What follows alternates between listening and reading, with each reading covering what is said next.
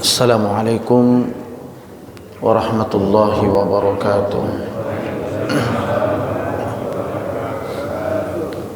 Alhamdulillahi wa kafa wassalatu wassalamu ala nabiyyina al-mustafa Muhammadin sallallahu alaihi wasallam wa ala alihi wa ashabihi al-mujtaba wattabi'in wa tabi'it tabi'in wa man tabi'ahum bi ihsanin ila yaumil jazaa, amma ba'd.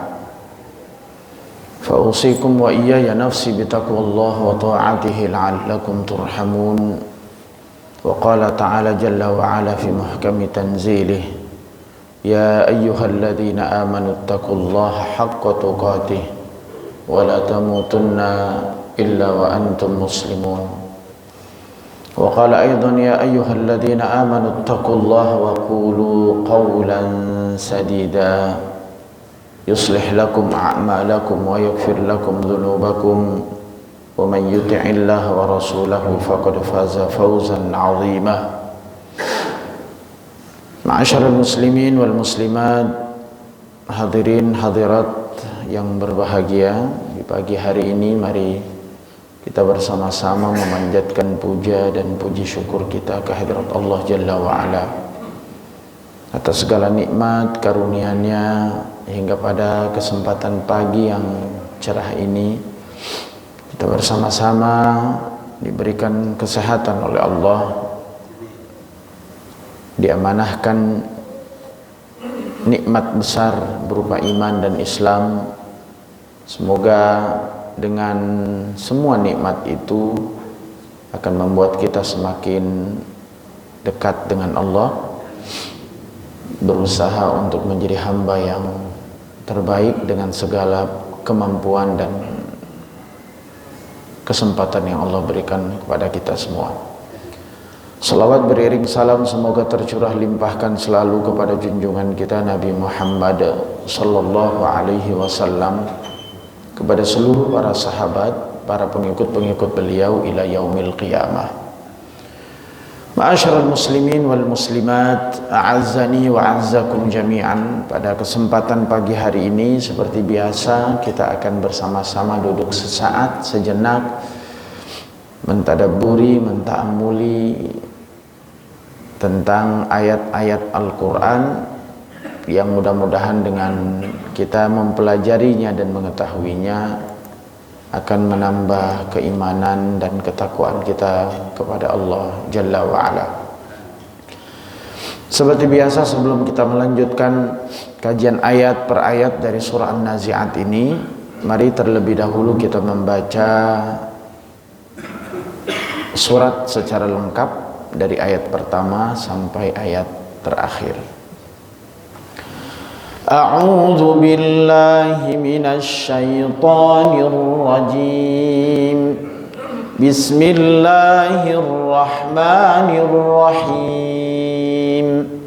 Wan nazi'ati gharqa wan nashitati nashta was-sabihati sabha فالسابقات سبقا فالمدبرات أمرا يوم ترجف الراجفة تتبعها الرادفة قلوب يومئذ واجفة أبصارها خاشعة يقولون أئنا لمردودون في الحافرة أئذا كنا عظاما نخرة قالوا تلك إذا كرة خاسرة فإنما هي زجرة واحدة فإذا هم بالساهرة هل أتاك حديث موسى إذ ناداه المقدس طوى اذهب إلى فرعون إنه طغى فقل هل لك إلى أن تزكى وأهديك إلى ربك فتخشى فأراه الآية الكبرى فكذب وعصى ثم أدبر يسعى فحشر فنادى فقال أنا ربكم الأعلى فأخذه الله نكال الآخرة والأولى إن في ذلك لعبرة لمن يخشى أأنتم أشد خلقا أم السماء بناها رفع سمكها فسواها وأغطش ليلها وأخرج ضحاها والأرض بعد ذلك دحاها أخرج منها ماءها ومرعاها والجبال أرساها متاعا لكم ولأنعامكم فإذا جاءت الطامة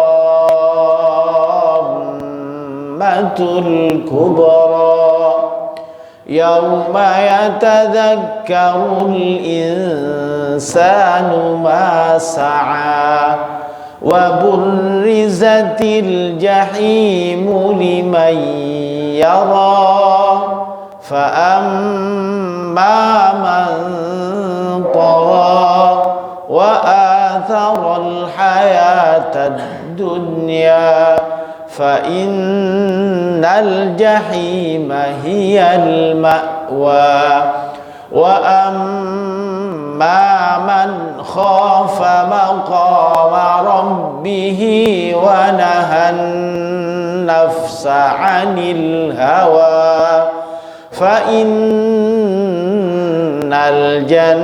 الجنة هي المأوى يسألونك عن الساعة أيان مرساها فيما أنت من ذكراها إلى ربك منتهاها إنما أنت منذر من يخشاها كأنهم يوم يرونها لم يلبثوا إلا عشية أو ضحاها صدق الله العظيم. Ma'asyiral muslimin rahimani wa rahimakumullah.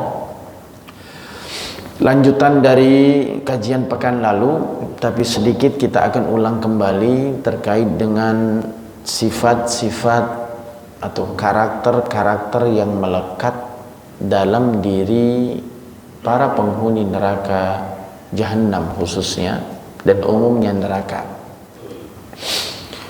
Dua sifat yang Allah Subhanahu wa taala sampaikan di dalam surah An-Nazi'at mulai dari ayat 37 sampai dengan ayat 38, paling tidak secara ringkas Allah menyebutkan dua hal atau dua karakter, dua sifat.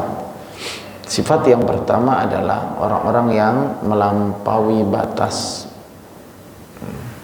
Melampaui batas artinya melanggar ketetapan-ketetapan Allah Subhanahu wa ta'ala, tanpa ada rasa takut sedikit pun dalam diri mereka terkait dengan azab-azab Allah yang pedih. Golongan yang kedua atau karakter yang kedua atau sifat yang kedua yaitu mementingkan dunia atau meletakkan dunia di atas segalanya. Ini yang belum tuntas kita bahas pada pertemuan yang lalu. Dunia itu memang sangat mempesona setiap mata yang melihat dan memikat hati setiap manusia yang memiliki cinta. Dengan jumlah yang kecil saja manusia sudah banyak yang terperangkap, apalagi dengan jumlah yang besar. Sebagaimana hadis Nabi SAW, jika kita membandingkan antara kehidupan dunia dengan kehidupan akhirat, maka 100 dari nikmat Allah itu hanya satu yang Allah turunkan di bumi ini, dan satu itulah yang diperebutkan oleh semua makhluknya tanpa terkecuali, baik itu manusia maupun hewan dan binatang.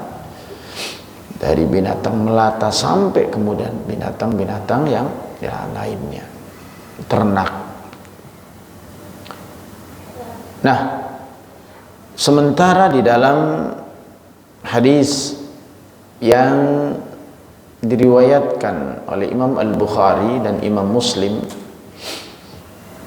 sebagaimana sahabat Abu Sa'id Al-Khudri radhiyallahu anhu berkata, Rasulullah sallallahu alaihi wasallam duduk di mimbar sedangkan kami duduk di sekeliling beliau. Maka Nabi sallallahu alaihi wasallam pernah berpesan dan bersabda, "Inna mimma akhafu alaikum min ba'di ma yuftahu alaikum min zahratid dunya wa zinataha." Sesungguhnya di antara yang aku khawatirkan terjadi pada diri kalian sepeninggalku, kata Nabi, ialah dibukakannya bunga-bunga dunia dan pernak-perniknya untuk kalian, hingga kalian berlomba-lomba untuk meraihnya. Pada ayat yang sebelumnya dan hadis yang sudah kita bacakan di atas, jelas bahwa kehidupan dunia diibaratkan, sebelumnya yang pernah diibaratkan seperti bunga. Pertanyaannya, apakah hubungan antara dunia dan bunga sehingga bunga dijadikan sebagai sampel, sebagai analogi yang Rasul Shallallahu Alaihi Wasallam sampaikan terkait dengan kehidupan dunia? Kalau kita bayangkan apa sih kaitannya?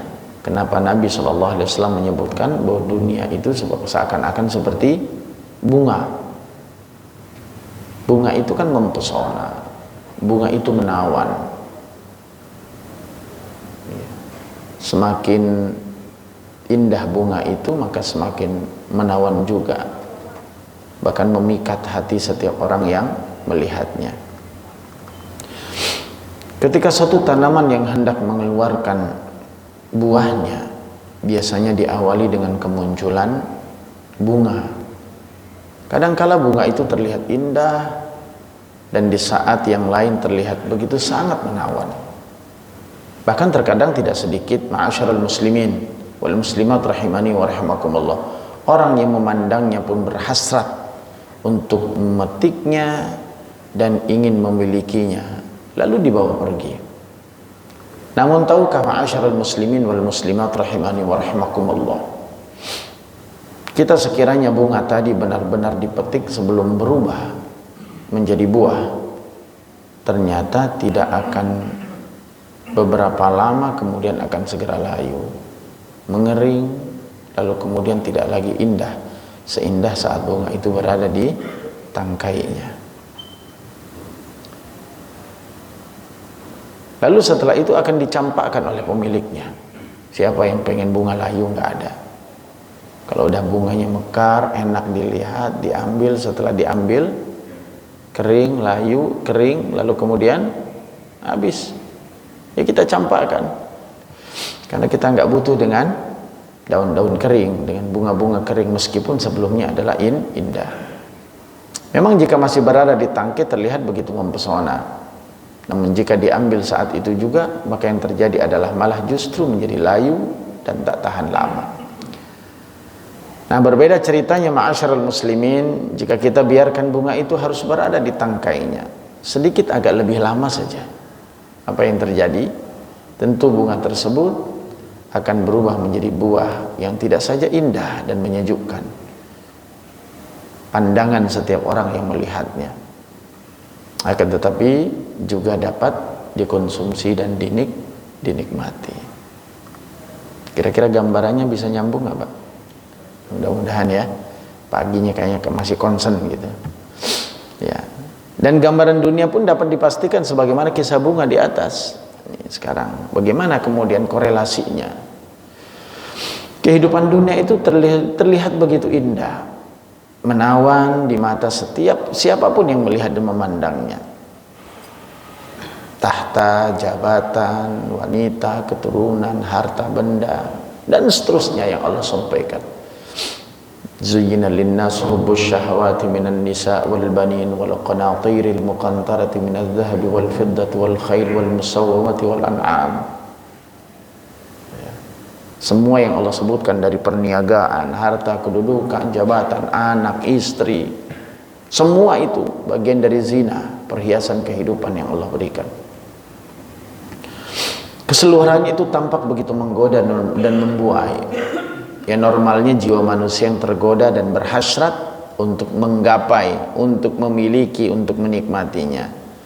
Akan tetapi sungguh segala yang terlihat indah, sebagaimana yang kita sebutkan, di mata itu sejatinya akan jauh lebih indah jika ditunggu sebentar saja waktunya. Nanti ketika datang kampung kekekalan, yaitu kampung akhirat kita. Ada orang yang menggadaikan kenikmatan sejati itu hanya untuk menikmati keindahan sesaatnya saja. Adapun orang-orang yang terlena, orang-orang yang tergoda sehingga tak dapat menahan kecuali memetik dan menikmatinya sungguh cepat ataupun lambat, segala sesuatu yang dinikmatinya itu akan layu dan nampak suram, lalu bencana yang sangat mencekam. Ma'asyiral muslimin rahimani wa rahimakumullah. Maka Rasulullah SAW pernah mengingatkan kita semua, dan ini sebagai tameng, sebagai pegangan lah buat kita semua, bahwa memang Allah memberikan sinyalemen, ya, warning kepada manusia bahwa sesungguhnya surgamu itu bukan di dunia. Bukan berarti kemudian apa yang disampaikan oleh Nabi ini menjadi batasan bahwa orang itu, seorang muslim itu harus miskin. Jadi jangan sampai kemudian kita pahami hadis itu secara parsial. Tapi paling tidak Nabi sudah warning kita semua. Kita lihat hadis Nabi yang diriwayatkan oleh Imam At-Tirmidzi di dalam Sunan At-Tirmidzi. Dari Abu Hurairah radhiyallahu anhu bahwa Nabi sallallahu alaihi wasallam pernah bersabda, "Ad-dunya sijnul mu'min wa jannatul kafir." Dunia itu laksana surga bagi orang kafir dan penjara bagi orang mukmin. Sekilas kalau kita tidak memahami makna hadisnya, seakan-akan yang layak untuk menjadi orang kaya itu cuma orang kafir, bukan orang muslim, ya kan, begitu ya. Tapi kenapa kemudian kata-kata sijnun itu keluar dari lisan Nabi SAW? Karena di dunia itu dipenuhi aturan-aturan yang sama sekali tak boleh diterjang. Kita itu punya undang-undang, punya aturan. Darhum ya'kulun wa yatamatta'un wa yulhihimul amal fasawfa ta'lamun, kata Allah. Biarkan mereka itu yang gak punya aturan-aturan, yang halal, yang haram, main terjang aja, mau makan, mau minum semaunya. Kita gak usah sama, kita beda. Antumul a'launa in kuntum ta'lamun. Kita itu lebih tinggi derajatnya, meskipun secara kasat mata terlihat seakan-akan kita jauh lebih miskin dibandingkan mereka. Maka Allah sudah sampaikan, dzarhum ya'kulun wa yatamatta'un, biarkan mereka menikmati hidup ini. Kaya, ibadahnya enggak, ya biarin aja. Ya. Ini udah nggak punya duit, nggak punya harta, sholat lagi, gitu kan. Maka apa yang kemudian disampaikan? Ada undang-undang yang tidak boleh kita langgar, dan itulah aturan yang Allah berikan untuk kita semua. Ada hukum halal haram, ada perintah, ada larangan, ada ini, ada itu. Kerap kali untuk menjalankan suatu perintah harus meninggalkan beberapa perkara yang nampak indah, dan di saat tertentu harus menelan rasa pahit, ya kan? Itu kaum muslimin tuh. Ya. Jadi menjalankan sesuatu perintah harus meninggalkan beberapa perkara yang nampak indah. Teringat sebuah hadis Nabi Sallallahu Alaihi Wasallam bahwa surga itu dikelilingi oleh sesuatu yang tidak mengenakan, sedangkan neraka itu dikelilingi oleh sesuatu yang mengenakan. Apa maksudnya? Kalau engkau ingin masuk surga, maka jalani yang tidak mengenakan itu. Tapi kalau mau masuk neraka, nikmati saja yang mengenakan. Zina itu nikmat apa tidak? Belum tahu Pak ya. Nikmat apa tidak? Kata pelakunya mah nikmat. Minuman-minuman keras nikmat apa tidak? Enak. Enak. Memiliki harta di mana-mana dengan jalan korupsi. Wah. Terlihat nikmat, terasa nikmat. Enggak punya haram, enggak punya halal. Sabet aja. Minjemin duit sama orang, dibalikin lebih dari yang pinjamannya, rentenir kaya. Dapat harta dengan cara menipu, itu nikmat. Ya. Maka kalau kata Roma Irama kan begitu tuh. Tidak semua yang enak-enak itu. Apa sih bahasanya tuh? Pokoknya tidak semua, bahkan di dalam sebuah pepatah itu disebutkan. Dalam pepatah itu disebutkan, ya. Di dalam pepatah bahasa Arab itu disebutkan terkait dengan hawa nafsu. An-nafsu katifli in tuhmiluhu syabba ala hubbir radai wa in taftimhu yamfatim kam hasanat ladzatan lil mar'i qatilatan min haitsu lam yadri anna summa fid dasam. Paling tidak di bait terakhirnya para ulama menyebutkan kam hasanat ladzatan lil mar'i qatilah. Berapa banyak sesuatu yang nikmat itu sesungguhnya membunuh manusia itu. Min haitsu lam yadri, disebabkan karena mereka tidak tahu an-nasumma fid dasam, bahwa sesungguhnya ada penyakit-penyakit yang ditimbulkan disebabkan karena lemak yang ada di dalam makanan. Ini sebuah ilustrasi Pak. Itu biasanya kalau habis kurban yang paling enak itu kalau digoreng-goreng ada kulitnya, ada minyaknya, itu enak banget itu kalau digoreng garing gitu ya. Itu biasanya bagi yang suka itu luar biasa rasanya, melebihi rasa gulai. Tapi kalau kebanyakan lemaknya kan jadi kolesterol, darah tinggi, dan itulah yang kemudian Rasul sallallahu alaihi wasallam sampaikan di dalam hadis ini. Maka kita lihat ya, bahwa seluruh perintah ini hanya akan dilaksanakan oleh orang-orang mukmin karena mereka bersabar dan yakin bahwa kehidupan sebenarnya yang terdapat berbagai kenikmatan hanya akan ada di akhirat. Di dunia bukanlah tempat berpoya-poya dan leyeh-leyeh kalau bahasa orang. Ya. Maka dalam sebuah hadis Nabi sallallahu alaihi wasallam yang agung disebutkan, ini berbicara tentang keimanan, Pak. Barang siapa ingin menikmati kenikmatan abadi di akhirat, maka mesti harus berpayah-payah dalam hidupnya. Tidak ada orang yang sukses dengan berpangku tangan. Andai kata ada orang yang bisa sukses dengan berpangku tangan, maka saya yakin tidak ada orang yang gagal di dunia ini. Andai kata orang bisa masuk surga tanpa beribadah, maka saya yakin semua manusia pun akan menjadi penghuni surga tanpa terkecuali. Laulal ilmu, lalu kemudian law kana al-ilmu yudraku bil muna ma kana yabqa fil barriyati jahil.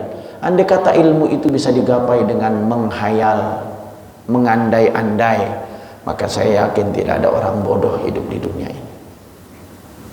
Seperti andai aku jadi raja, cukup tunjuk kanan tunjuk kiri maka aku bisa menikmati semua. Itu kan andai, namanya juga andai. Kalau andai kata, umpama, kiranya, itu kan jadi satu saudara.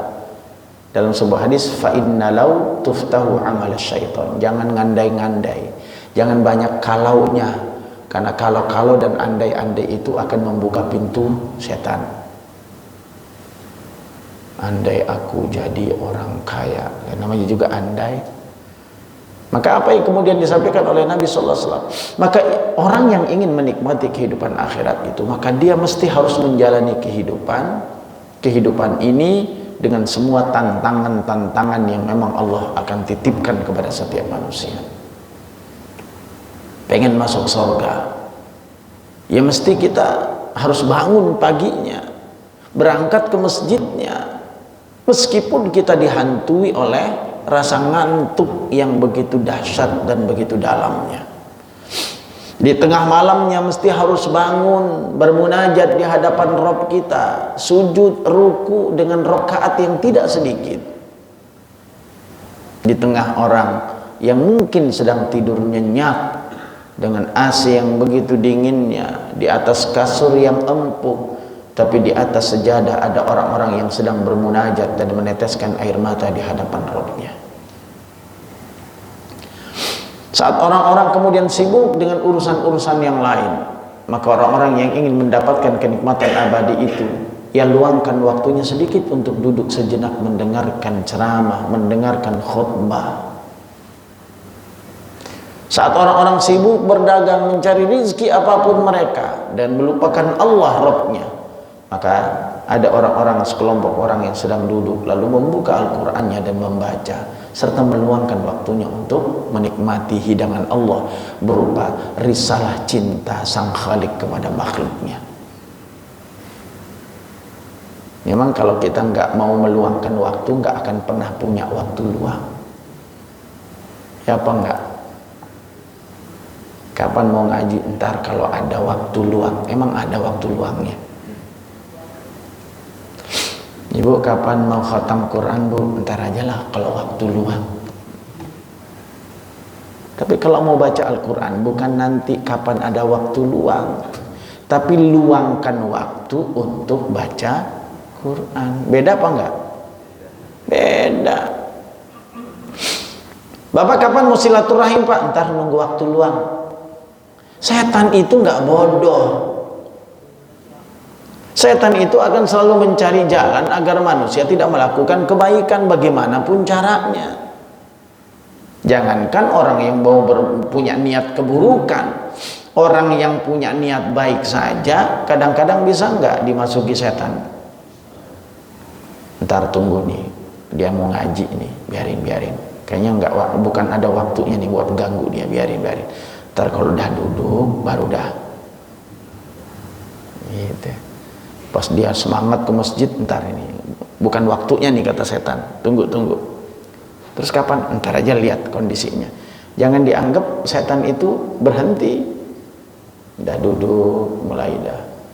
Dia mau ngaji nih, ntar lagi semangat nih. Kapan? Dikit aja dikit.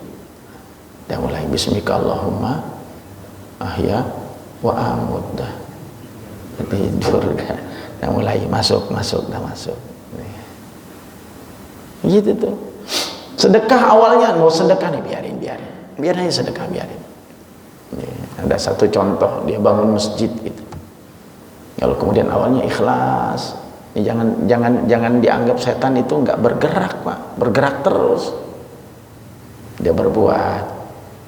Awalnya ikhlas, lambat laun ada paparazi itu. Atau kemudian tukang ojek biasanya jalan.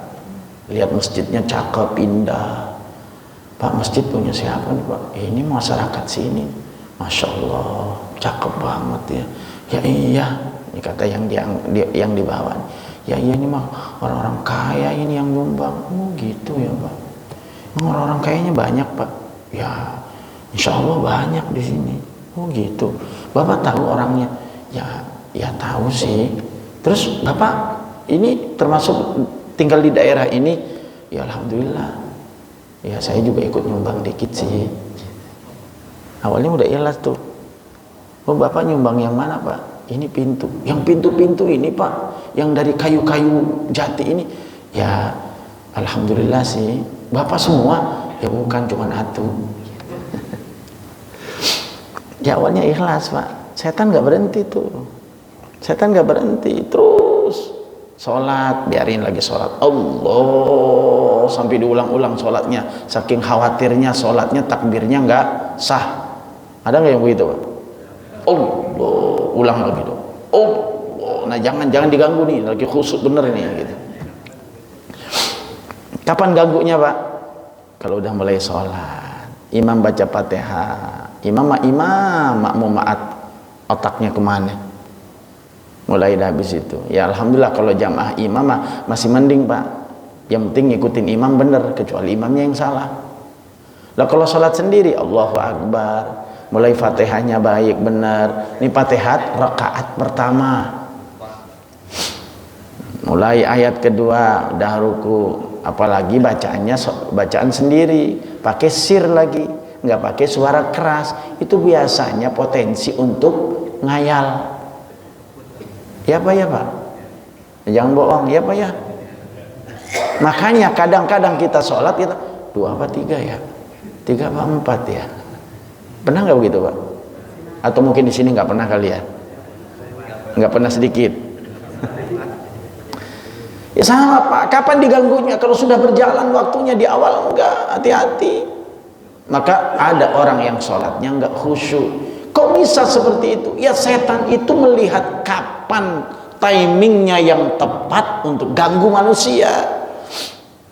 Maka jangan kemudian kita merasa, saya masih suci. Enggak, ada momen-momennya kadang-kadang kita diganggu. Nah inilah yang kemudian berat yang mesti kita jalani dalam kehidupan ini. Maka Rasul Shallallahu Alaihi Wasallam pernah menyebutkan kepada kita semua. Apa kata beliau?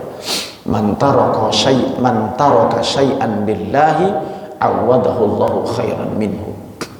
Barang siapa yang meninggalkan sesuatu karena Allah, pasti Allah akan menggantinya dengan sesuatu yang lebih baik untuknya. Kita jual dunia, tidak sepenuhnya kita cari. Kita sisingkan lengan baju kita, kita siapkan hati kita dan pikiran kita untuk akhirat kita. Maka apa yang Allah akan berikan, apa yang kita tinggalkan di dunia, Allah akan gantikan di akhirat jauh lebih baik, jauh lebih besar dibandingkan pengorbanan yang kita lakukan di bumi ini. Gak layak kita sombong sesungguhnya, karena imbalan dari Allah itu gak akan sepadan dengan perjuangan yang kita lakukan. 50 tahun seseorang yang diriwayatkan sholat dan tidak pernah melakukan keburukan dan kemaksiatan, namun ternyata sholat yang 50 tahun tanpa maksiat, tanpa cacat itu tanda kutip, ternyata belum sanggup untuk membayar dirinya, untuk membayar karcis bahwa dia layak menjadi penghuni surga. Kok begitu? Karena yang menjadikan kita menjadi penghuni surga itu rahmat Allah. Hanya saja rahmat itu tidak akan pernah bisa kita gapai kecuali dengan amal soleh. Maka suatu hari pernah seorang sahabat menyatakan, suatu hari kami berada bersama Nabi SAW di Baqi al-Gharqa fi janazah. Saat kami memakamkan jenazah, berada di kuburan Baqi al-Gharqad, samping Masjid Nabawi. Itu namanya makam Baqi. Ingat ya. Lalu Nabi SAW pun berpesan kepada kami, tidaklah seorang di antara kalian, ya, min ahadin, tidaklah seorang di antara kalian kecuali ia akan memasuki atau ia akan menerima apapun yang Allah sudah takdirkan untuknya. Lalu sahabat bertanya, lalu kalau begitu ngapain kita beramal ya Rasul? Orang takdirnya udah ada kok. Saya masuk surga apa neraka, Allah itu sudah menentukan.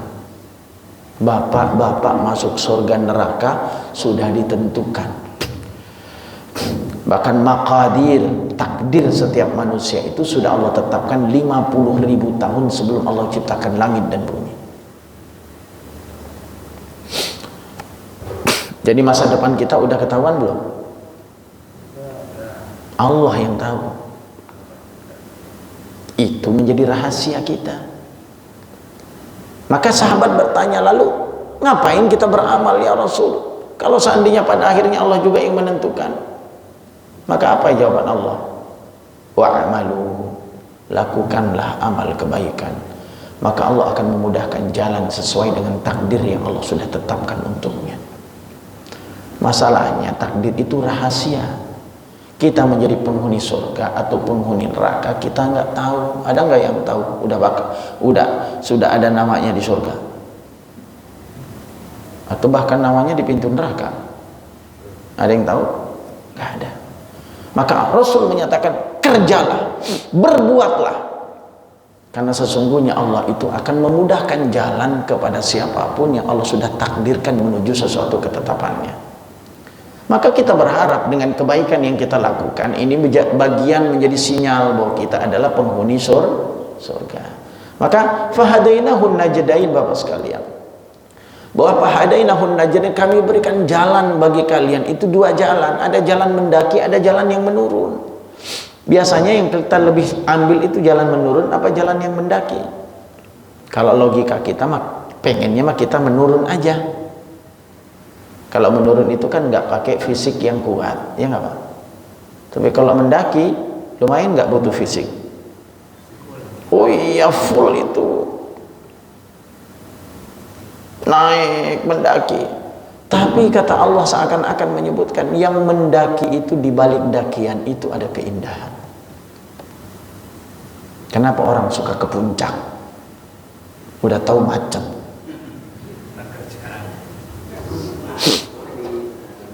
Tahun kemarin dia juga yang ngeluh, tahun ini dia juga yang ngeluh. Macet lagi, macet lagi. Lah Bapak kenapa ke puncak lagi? Lucu kan Pak kadang?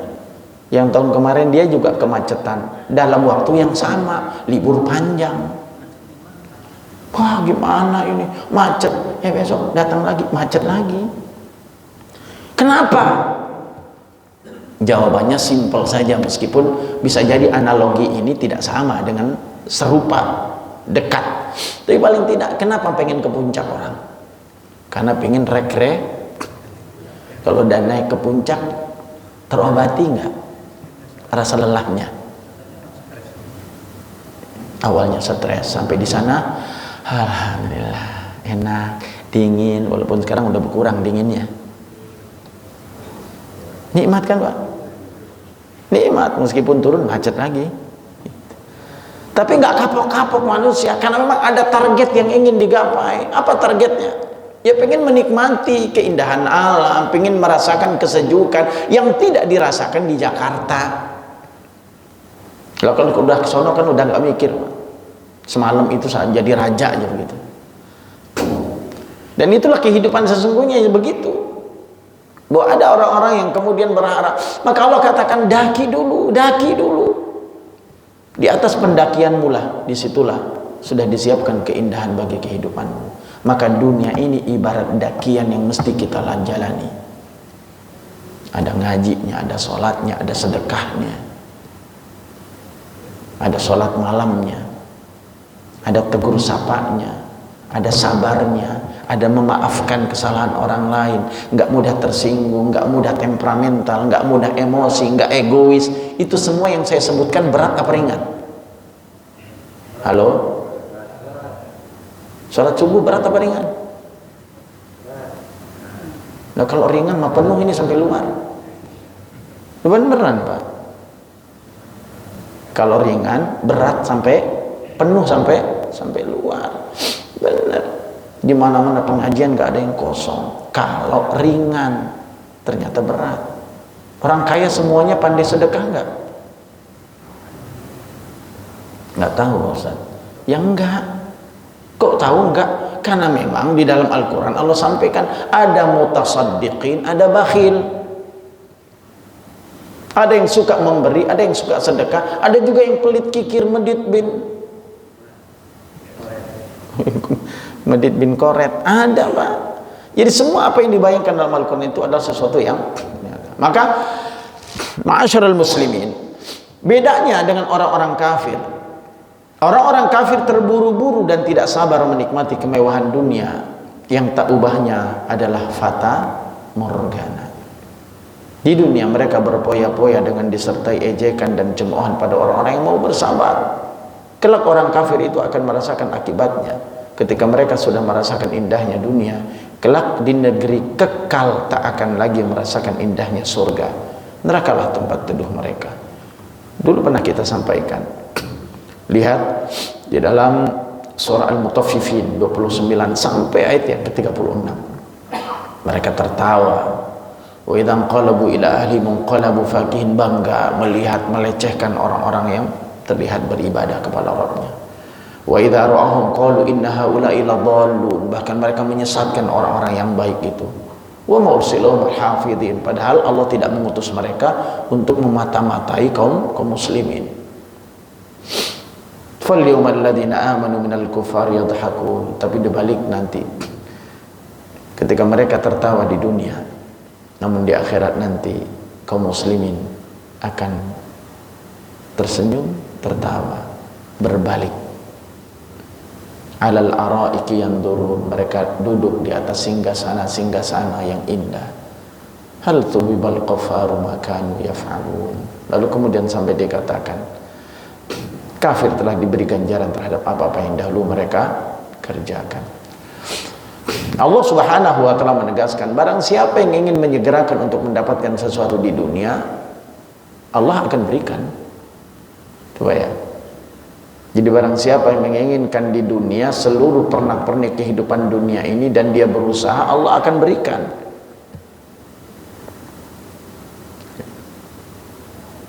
Wa man arada al-akhirah wa sa'alaha sa'ya wa huwa mu'min fa ulaika kana sa'yuhum mashkura. Tapi barang siapa yang bersabar dengan keimanannya, menantikan keabadian di sisi Allah dengan menjalankan segala titah-titah Allah yang tidak mudah untuk ia jalani, ia lakukan, faulaika kana sa'yuhum mashkura, maka sungguh usaha mereka Allah akan gantikan dengan kenikmatan-kenikmatan akhirat. Cuman sabar dikit doang. Ya cuman penyakitnya memang kada sabar kita. Sabar dikit aja, sabar dikit aja. Padahal kehidupan itu kan tidak lama. Kehidupan lama apa cepat Pak?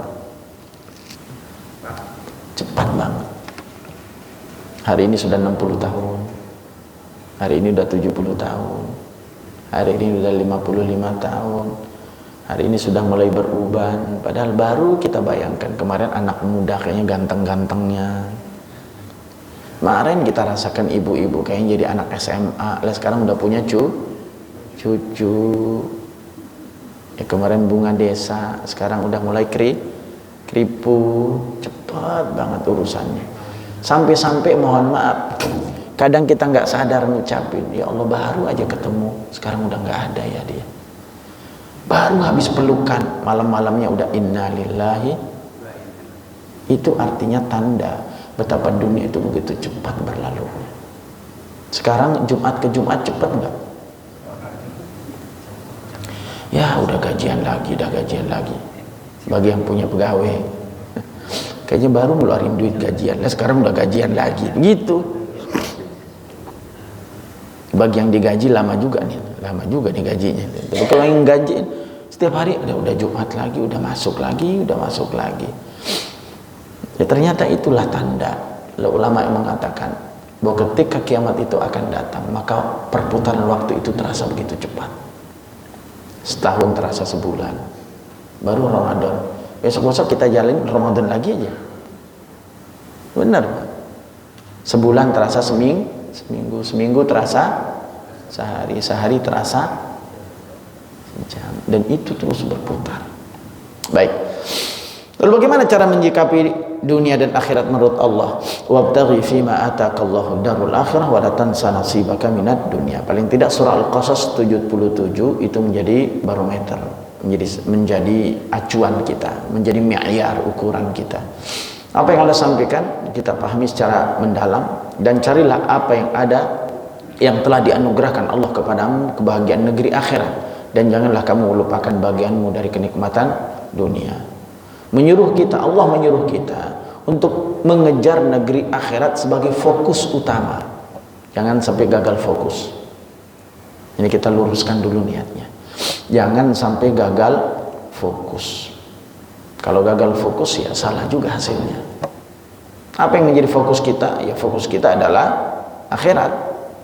Sedangkan dunia adalah jalan untuk menyempurnakan akhirat itu. Maka di dalam ayat-ayat Al-Quran yang Allah sampaikan, yang Allah motivasi kita untuk mengejar berlomba-lomba, itu gak ada ayat yang menyebutkan berlomba-lombalah dalam urusan duniamu. Tapi yang Allah sebutkan berlomba-lombalah untuk mengejar urusan akhiratmu. Di antara ayat yang Allah sampaikan misalkan surah Ali Imran ayat 133, wasari'u ila maghfiratin min rabbikum wa jannatin arduha as-samawati wal ardh u'iddat lil muttaqin. Bersegeralah kamu kepada ampunan dari Rabbmu. Kira-kira minta ampunan kepada Rabb itu urusannya dunia apa akhirat? Akhirat. Ayat yang kedua misalkan, ketika Allah menyebutkan dalam surah Al-Mutaffifin ayat 24 sampai 28, ta'rifu fi wujuhihim nadratan na'im yusqawna min rahiqin makhtum khitamuhu misk wa fi dzalika falyatanafasil mutanafisun. Lihat, kamu dapat mengetahui dari wajah mereka kesenangan hidup mereka yang penuh kenikmatan. Mereka diberi minum dari khamar murni yang dilak di tempatnya. Laknya adalah kasturi. Dan untuk yang demikian itu hendaknya orang berlomba-lomba. Allah suruh kita berlomba-lomba. Tapi yang berlomba-lomba ini erat hubungannya dengan kehidupan akhirat. Ya. Ya. Ma'asyiral muslimin rahimani wa rahimakumullah. Maka Nabi SAW sering kali berdoa kepada Allah. Di antara doa yang populer yang Nabi sering ulang, Pak. Dan ini juga layak untuk kita jadikan sebagai acuan doa. Apa di antara kalimat petikan doanya? Allahumma la taj'al lid-dunya akbar hammina wa la mablagha ilmina. Rasulullah mengatakan, ya Allah, janganlah engkau jadikan dunia menjadi perhatian utama kami serta batas pengetahuan kami. Ya. Jadi janganlah engkau jadikan dunia menjadi perhatian utama. Kita minta kepada Allah agar Allah berikan hidayah. Nah, kalau sudah seperti itu, apa yang terjadi? Fa innal jahima hiyal ma'wa. Maka dua golongan di atas, dua kategorisasi, dua karakter, dua sifat yang ada dalam diri manusia itu tidak lain. Maka mereka akan mendapatkan fa innal jahima hiyal ma'wa. Neraka, jahimlah tempat kembalinya. Manusia yang melanggar batas seraya berani menerjang maksiat-maksiat baik besar maupun kecil, tidak mencukupkan diri pada batasan-batasan Allah dan lebih mengutamakan kehidupan dunia daripada akhiratnya, usahanya hanya tertuju pada dunia dan waktunya dihabiskan untuk bagian-bagian kepentingan dunia, lalu dia melupakan kepentingan akhirat dan tidak berbuat untuknya, maka sesungguhnya kata Allah, nerakalah tempat tinggal baginya. Neraka menjadi tempat tinggal dan menetap bagi orang-orang yang kondisinya seperti itu. Wal'iyadzu billah.